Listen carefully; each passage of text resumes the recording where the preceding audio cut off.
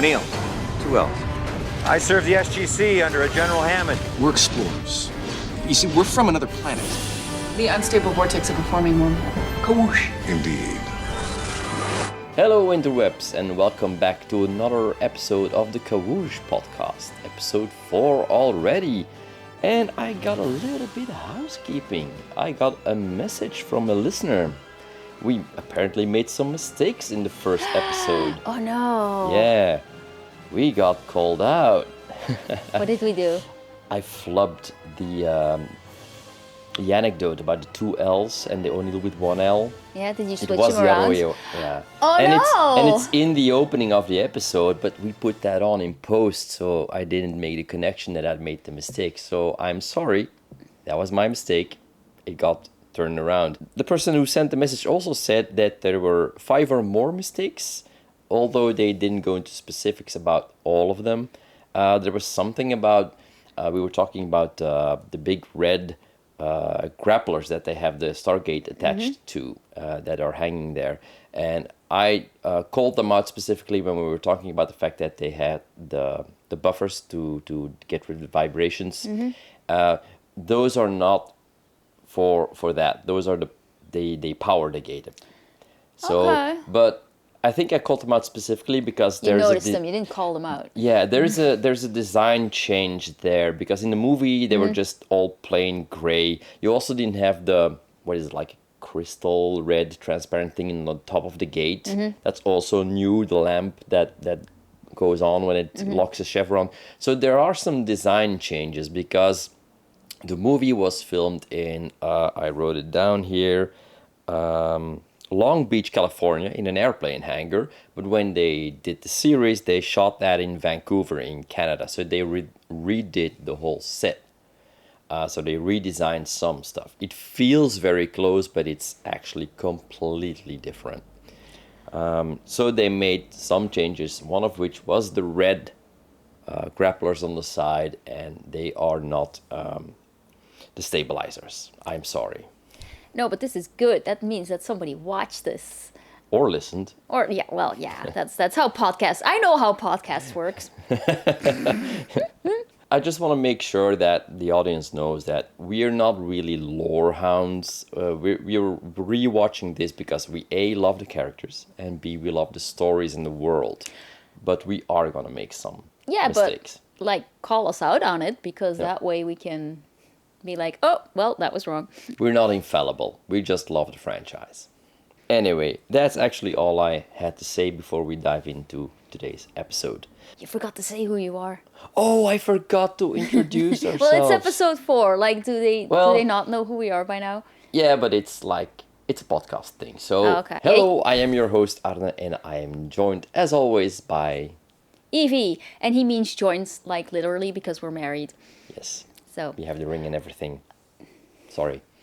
Did you just... I flipped the audience off. I'm sorry. Can you just not...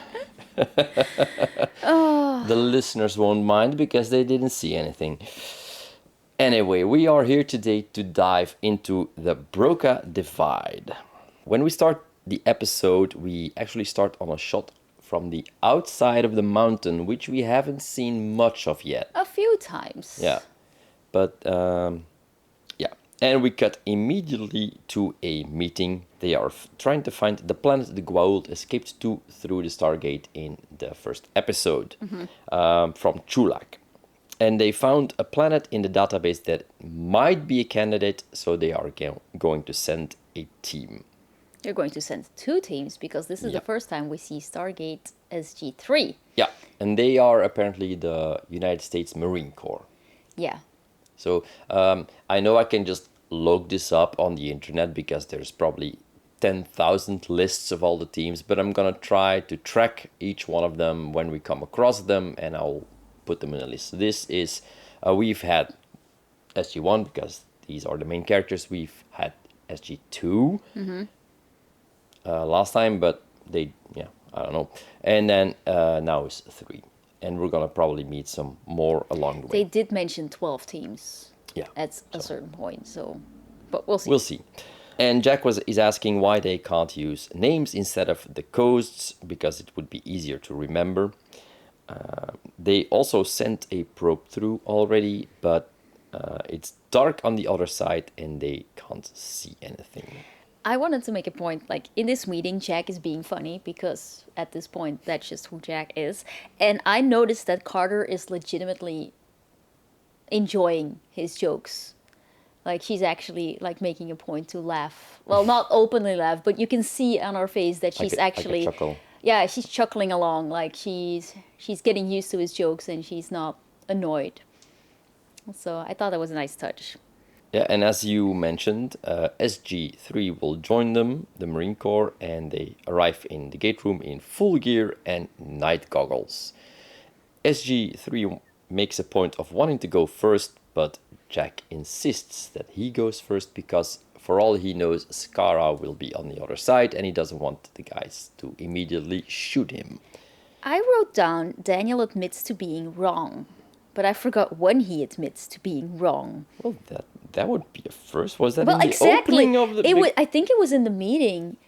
I think because wasn't he being annoying to Hammond because Hammond was all like cultural? Are you running ahead? No, because I wrote it down right here.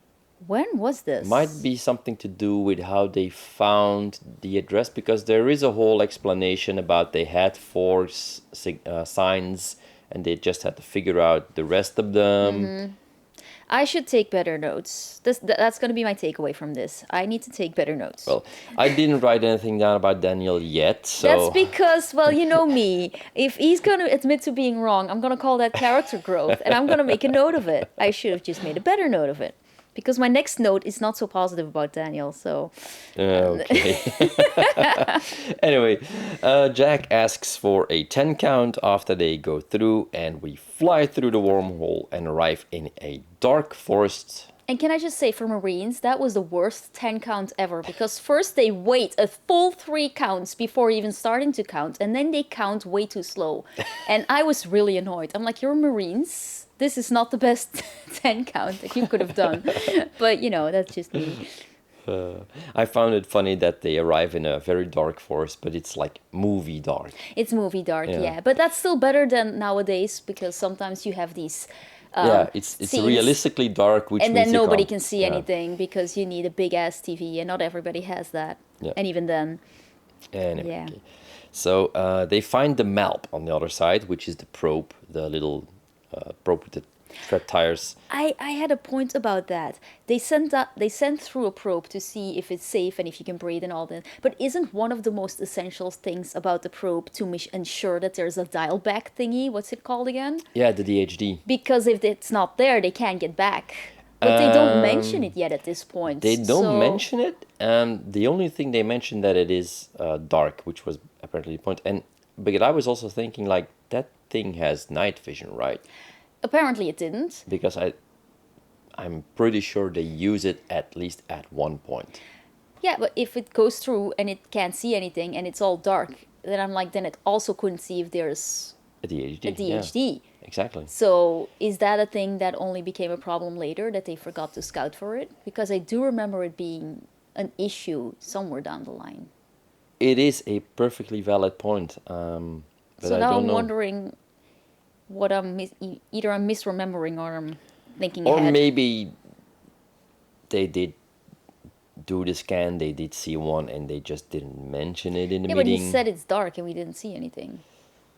But they don't show the DHD either in this episode. So, or maybe it's just in the background. I can't really It was remember there it standing out. because I was looking for it. I was like, oh wait, they didn't see anything. Does that mean? Oh no, it's right there. So it was there.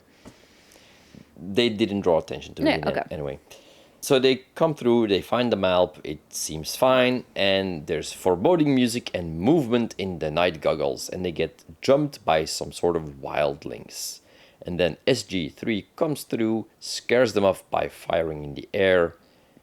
And then the other team leader, and I forgot to write down his name because he's one of those characters that will come back.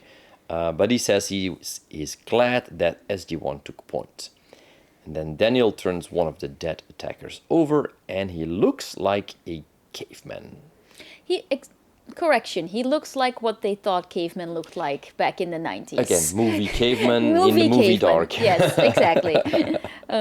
We also made a point to note down that if this dark side of the planet was always dark side, then it should have been way colder there than it was. Yeah, but that's something we see after the credits, which we cut to right now, and then because first they find some of those cavemen sitting around a fire. And then Daniel doesn't exactly know what they are because they look like Homo erectus, but they have some sort of canine teeth.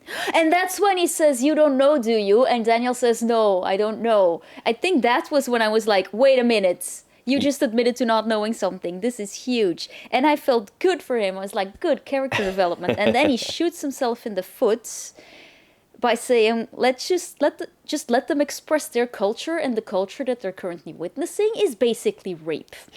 Which means Daniel learned nothing from the previous episode, and that's not a good look. Because there is a human-looking female there, and they every harass time you say female, you just know that in my head you're Quark, going with like female, like The female wants to rub my earlobes. that's just every time somebody says female, you're Quark in my head immediately.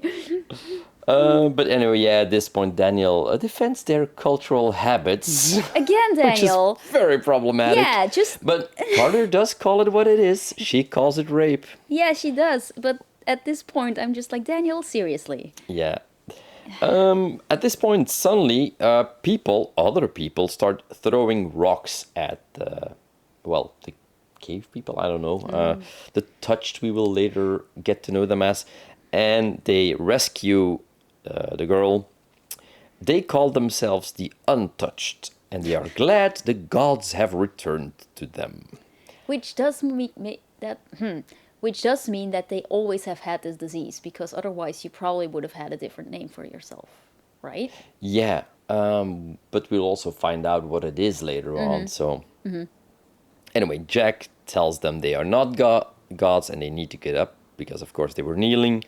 They think it's a test to treat them as mortals, and they will take them to the City of Light. And at this point, like you said, they get out of the forest, and there's the clear line between the dark and the light, which we immediately went like, oh, so does that mean the planet is always facing the same side to the sun? But it should be way more colder, although it shouldn't be a straight line like that. It should be like there is a moderate climate normally. Maybe we're just too science fiction minded, because Ryloth has that hot and cold sides to their planets. And they live in the shadow area. Yeah, exactly. So maybe we're just, used to too many... crossing the streams. Now we're just mixing everything. Okay. They exit the forest into a bright day, and they see some kind of Greek-inspired city. And Daniel identifies it as Minoan. We don't see a lot of the city, like one far away matte painting, and then the staircase on the outside of one of the buildings. And they get into this big meeting room, which has two huge bull statues at one end. There's multiple bull statues in there. But those two draw the attention. True. And they do make some funny remarks about the decor.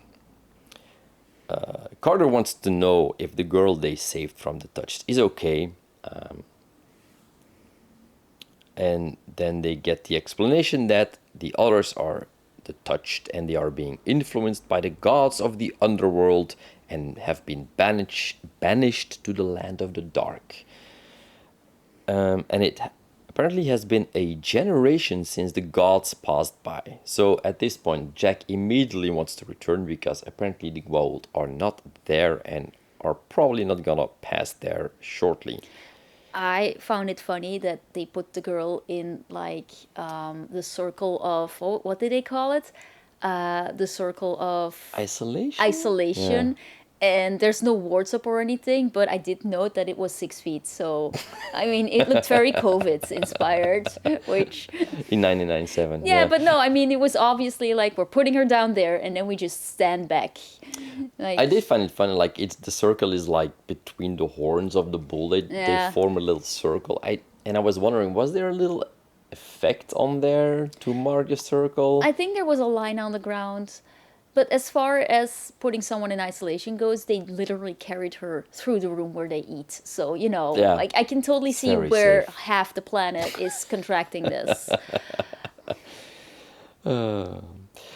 Daniel wants to stay for research, and so does Carter, but mostly because she cares, not just research. But Yeah, I love how uh, Daniel's like, no, I want to know why these people always love bulls so much, and Carter's like, no, let's help these people maybe. Yeah, Carter is the one who wants to know Mm-hmm. if the girl's gonna get better and what the disease is, and Daniel just wants to stay because Greek statues and bulls. Yeah, Yeah. priorities.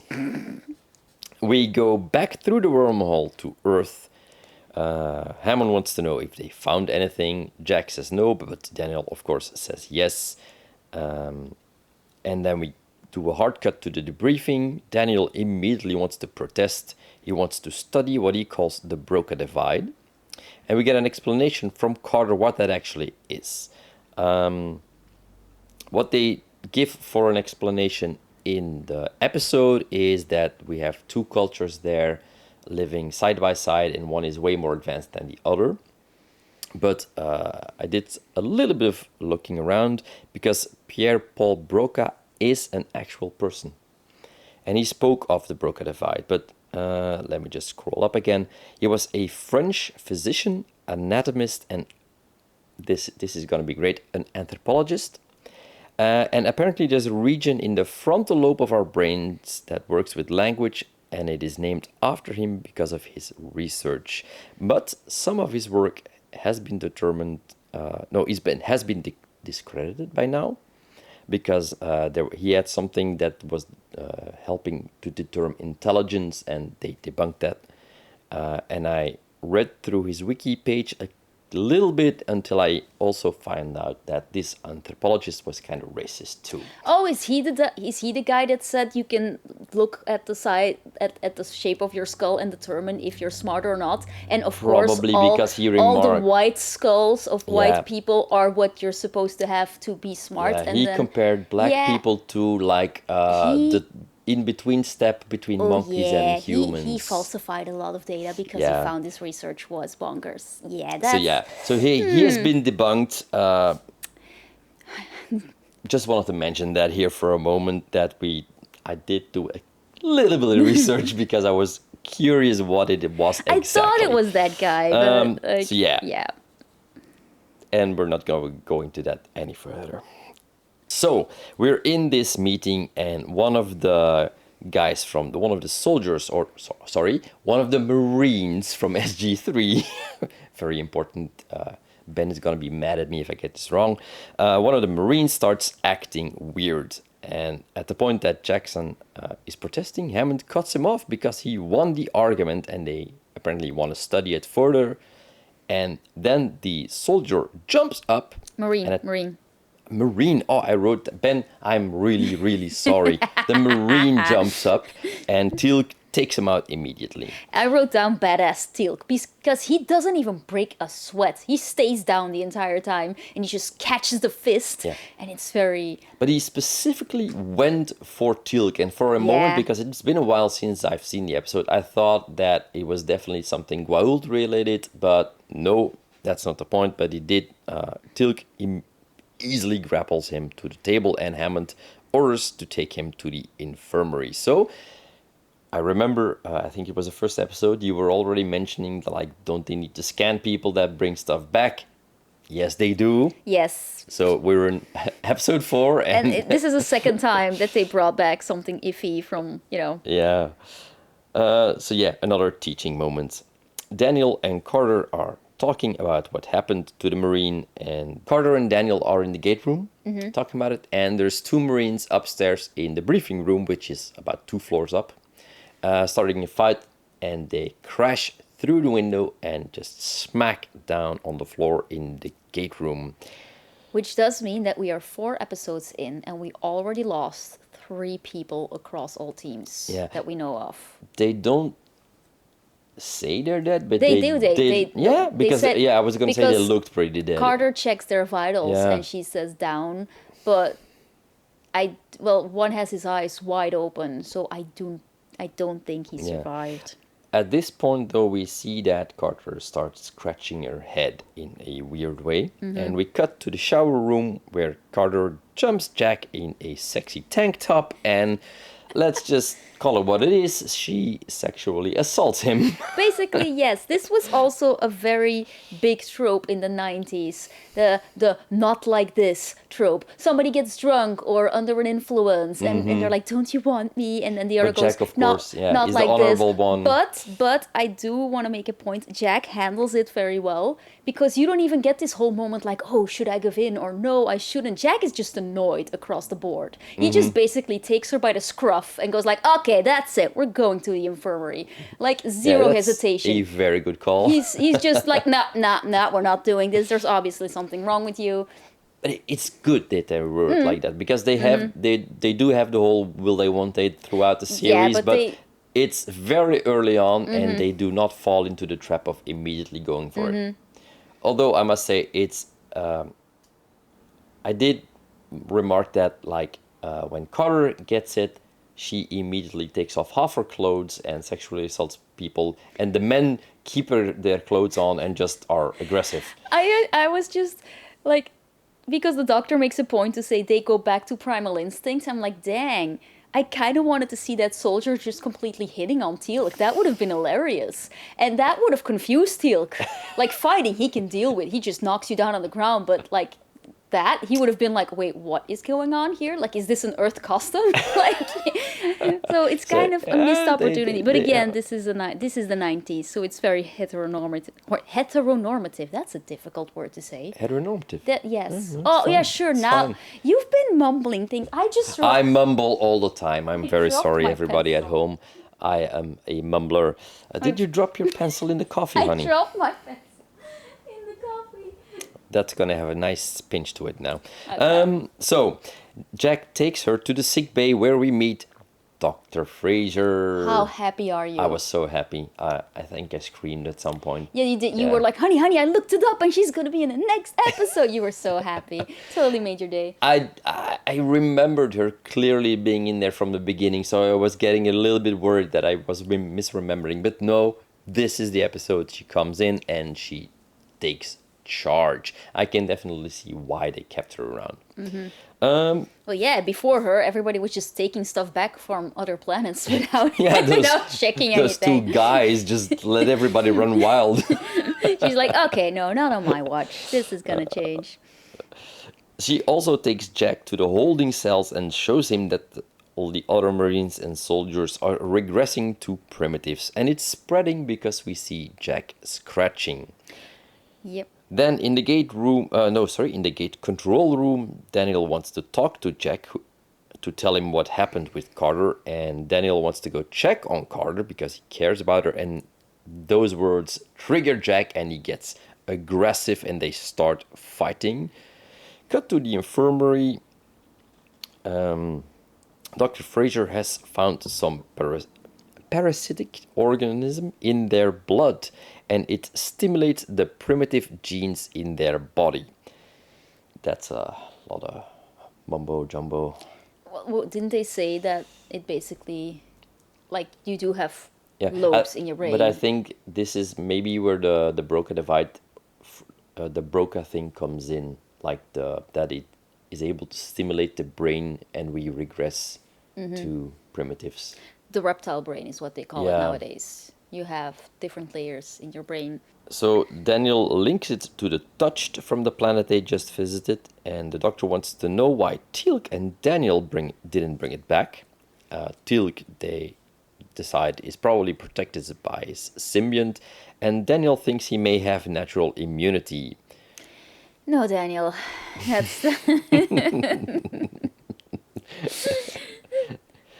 I mean, it's a fair assumption, though. But, yeah. Hammond does the good thing and immediately orders the mountain on lockdown. They hear a scream, they rush towards it, and Jack is roaring inside his cell, violently banging around. and they have to go in and sedate him to protect him. I wrote that I love his pterodactyl scream. He just went for it. And it wasn't like just, it was, yeah, he was like, okay, how would I sound if I was a primal being? And he just reached down and he went for it. I wrote down a couple of times that, like, later on, he's really convincing. For such a hokey idea, he just goes all in. Yeah. Anyway, outside we see a shot of the base and the soldiers are blocking the entrance and taking aim towards the inside. You're gonna see that same shot a lot of times because they only have a few stock footage images and Well, they come back. They have a often. couple. They have a couple, but you it can. goes on for 10 years, so they recycle them they a couple recycle of them a times. lot of time, and most of them are out of focus, which annoys me to no ends. I think they were shot at low resolution and blown Probably. up because the first, I want to say 6 or 7 seasons, I'm not entirely sure. If we get that far, I'm probably going to bring it up again, but the first seasons were all shot on 16mm. And, well, these are DVDs, but I think there are Blu-rays. They hold up really, really well. And then they made a switch to digital, which is also looks fine, but I'm probably going to point out some downsides too when we get there. Wasn't there a point where, when did they do the thing on Antarctica? Was that It's when? around there. It's around there that But they make you didn't they? switch. Wasn't there a problem with the cameras in that cold environment that they No, had to? What was that's that? the movie. Okay, yeah, there's a movie with the Yeah. Stargate in ice and all that. So that's Continuum, and you are completely right. They shot most of the movie on normal HD cameras, but they had the chance to go to Antarctica. But electronics don't really work in those temperatures, so they took film stock because if it breaks down, it's only mechanical and you can fix it, but the tape or the electronics don't go bad because there are none inside. And they also used mini cameras. They are also HD, but they are, of course, lower quality for all the scenes inside the submarine because they didn't have any room for the big HD cameras. So they used all kind of stuff in that movie. Okay, we're film geeks, so we tend to deviate sometimes Yeah, into we- those. Both worked in the sector, so yeah, we can go on tangents if you let us. So let's get back to the episode. The red phone rings and Hammond fills in the president about the contagious disease. I looked up who the president was when this aired, and it was Bill Clinton. So now I just wanted to know which president I was supposed to picture in my head on the other side of that line. And I can actually totally see Bill Clinton and Hammond just going out for golf. I mean, Yeah. yeah, I can see those two getting along. We do get in later seasons the president. It's a really good actor. You know him from other stuff, and he has a character in there, but it's not a lot. I think it's at least season 6 or 7. Yeah, that's, I mean, So yeah, that's the next president. So or it the fits. next president even, because Yeah. Everyone leaving the mountain should be shot on sight, which is wow. well, this just goes to show that if Hammond had been in charge of COVID, we would have gotten through it a lot faster. Yeah, it would have gone differently. Yeah. Then Hammond goes to the infirmary and the doctor confirms that Daniel and Teal'c don't have the organism and they might need a sample of blood from the untouched to compare. She needs to teach them how to draw blood and then they get going. And Daniel sneezes on the way to the gate and then they step through. Then, in the dark forest, they find the girl from earlier, alive but clearly afflicted. And Daniel is mad because they dumped her, at which point Teal'c tells them they pretty much did the same, only they dumped their people in little rooms instead of the forest. Also, Daniel, what happened to let's respect people's culture? Yeah, Like, but he does concede the point that because Teal'c is right, of course. Teal'c is always right. Teal'c is awesome. Daniel wants to take her with them, and when they want to leave, the primitives attack them. Teal'c fires his weapon into the air to scare them off, and when he manages to do that, he turns around and Daniel and the girl are gone, and he only finds Daniel's glasses left on the ground. We cut back to Hammond being brought into Jack's cell. He's also sick, and the doctor apologizes for the inconvenience, at which point Jack tries to communicate with her. He wants another injection of the sedatives. Fraiser tells him it's not safe, but she does anyway. And the doctor concludes he must be in a lot of pain. And when she wants to leave, he starts talking. He tells her it's me and he's still in there. And he wants to know what's happening because for him it seems like a dream. She explains what's going on and what it is, and he tells her to experiment on him to use him.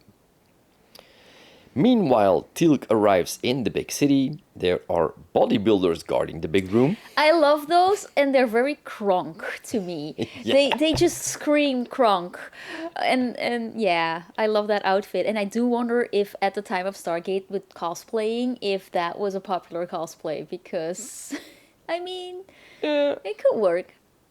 If you have the body for it. Yeah, sorry, continue. I continue. don't. Yes, you dream on. But no! The people ask where the rest is. Teal'c tells them they are all sick and that he lost Daniel in the dark. But he is immune and should be fine. But Daniel is lost. And Teal'c asks for their help to retrieve them. But the father of the girl says no. She is now dead to him because she is lost. And that they all have loved ones with the touched. Teal'c then asks for a sample of their blood, but they are affronted by this and he is no longer welcome. And then he starts to leave when the others are gone and he knocks the two huge guards out and steals their blood. But he makes a point to apologize for it, which I thought was very nice because it does, like Teal'c obviously had no other choice at this point that he could see. Because he's not very good at diplomacy. He tried. Yeah. But he is clearly the honorable warrior. Yeah, he still apologizes, even though, they're knocked out cold. But I really like the sentiment of this. It's a small character detail. Yeah. We go to the primitive camp. It's a rowdy place. Teal'c arrives on Earth in the infirmary. Carter is there. It's getting dire and there is no more room to put people. Teal'c goes to talk to O'Neill, who recognizes him, and Teal'c says he lost Daniel on the planet. And again, he apologizes for that. Because he is a very honorable man and... But also, he's still trying to fit in, and he's probably still a little bit afraid to be turned away at this point. True. So it all fits, it all works with his character and where absolutely. he is in the team. Then the doctor comes in and she found something. The untouched don't have histamine in their blood. And that is what the organism feeds on. And Daniel's allergies actually protect him. And same for the doctor. Apparently she also has allergies. So the organism starves inside their body. She has a megadose of something that could kill the organism, and Jack immediately volunteers to take it. Cut to Teal'c sitting outside Jack's cell, and Jack starts banging on the door to open. Teal'c opens the little window and says... and then Jack says, Lucy, Yeah. I'm home. Which, of course, Teal'c doesn't recognize because he doesn't know the TV show and he thinks he's still sick. He goes like, I am not Lucy. And it just cracks me up. It's like deadpan delivery, which is... Which is, I think, probably where they see how humorous he can be in his deadpan way. He is. So that's Because probably the then- start of it. Then Jack's like, let me out. I'm like, I don't know if you are yourself. You just claim to be Lucy. And like... And you can just see Jack thinking like, that's the last time I joke about this man when I'm inside a cell and he has the key. Teal'c is such a fun character. He is. Like, the fact that he becomes a Star Wars fan while he's an alien. Oh my gosh, I forgot all about that. Isn't it Jack that says you have to watch these movies and then he holds off for a long time Probably. and then he watches them and he won't... There's like a period of time that he doesn't shut up about them. Oh gosh. He starts comparing everything to Star Wars at one point. Yeah.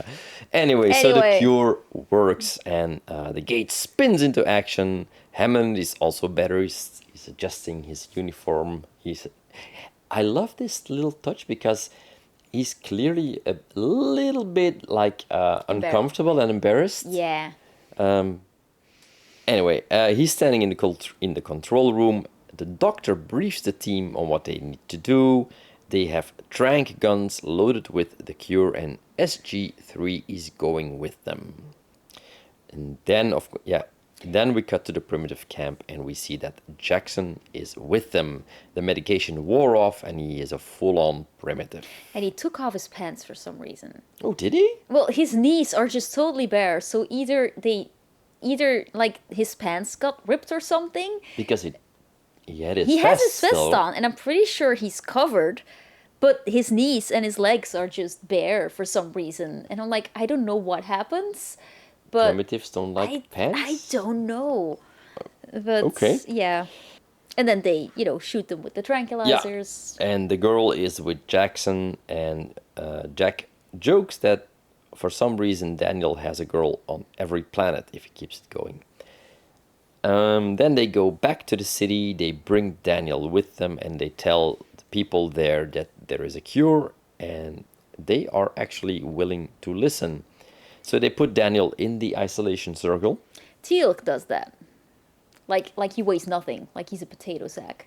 Well, I haven't met Christopher Judge, but I'm pretty sure he's huge.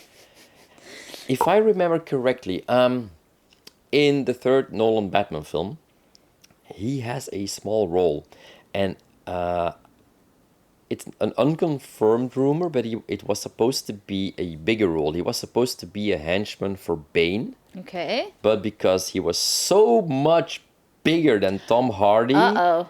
Yeah. he wasn't allowed to stand next to him. Oh, man.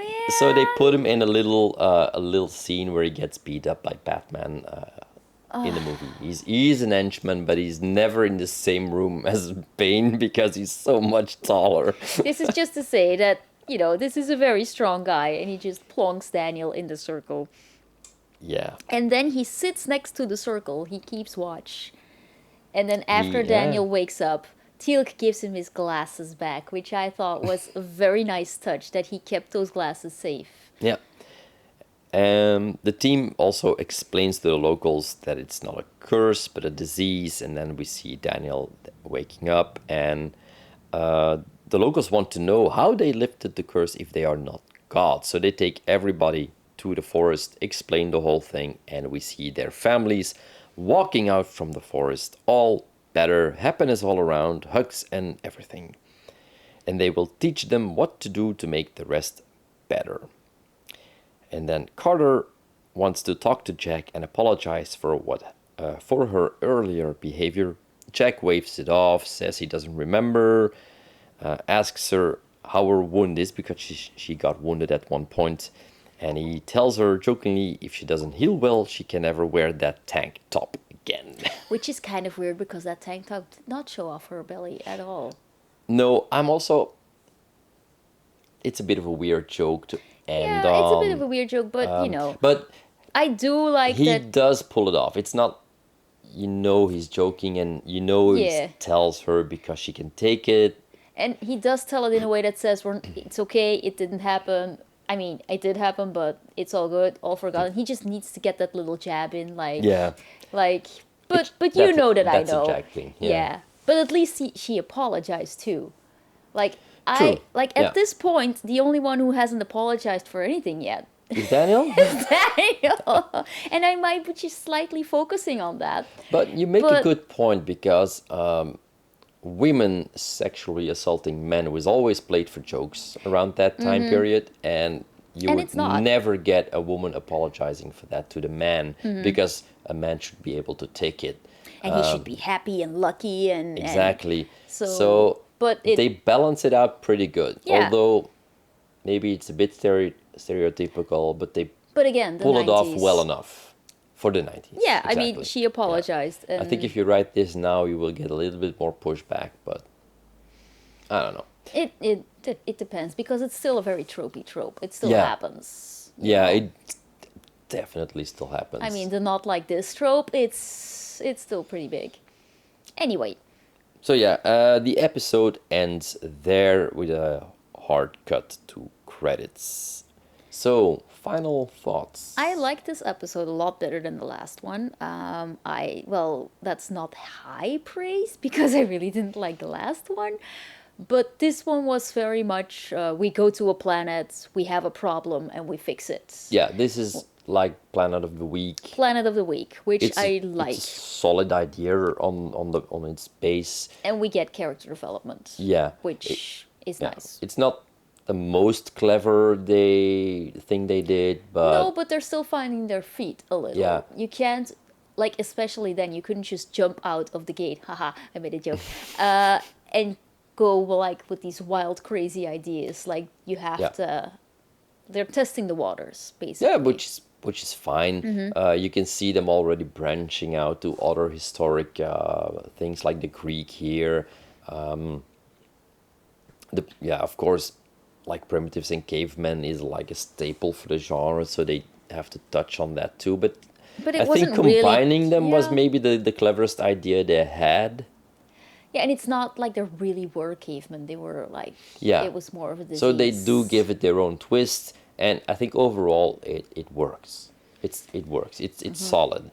It's not the best, not the worst. It's a good, solid Planet of the Week episode, and we do get Dr. Janet Fraiser here, so I'm happy. You're happy, aren't you? Yeah. I am. I also made a point to note that we are still 0 for 0 on the indeeds of Teal'c. So either I am misremembering this, or maybe it just becomes such a running joke towards the end that it overlaid my memory.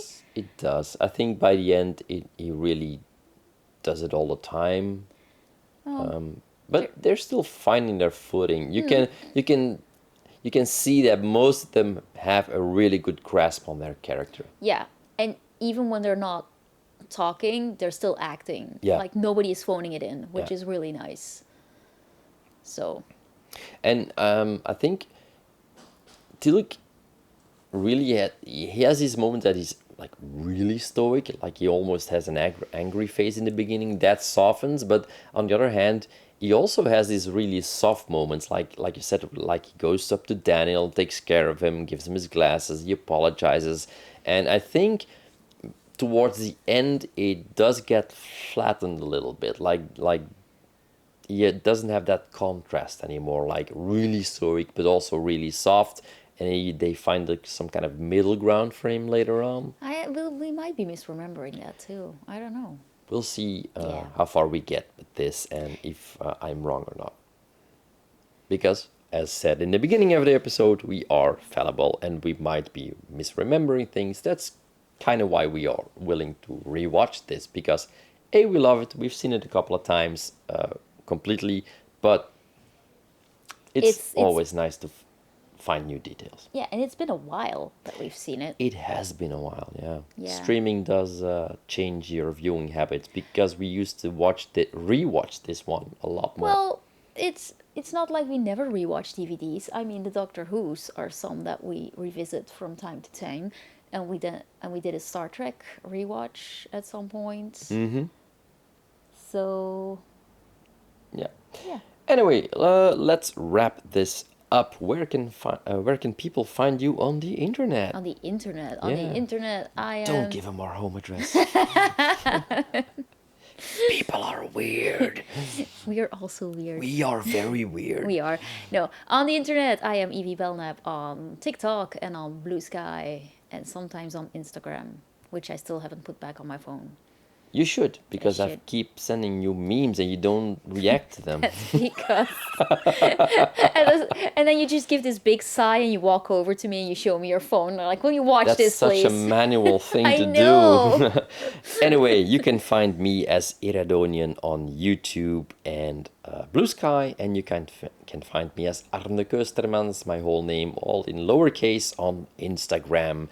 And I posted some cool pictures from a feature film project I am working on, so keep your eye on that. Who knows? Anyway, we'll see you soon, probably next week for the next episode in Stargate SG-1. Bye.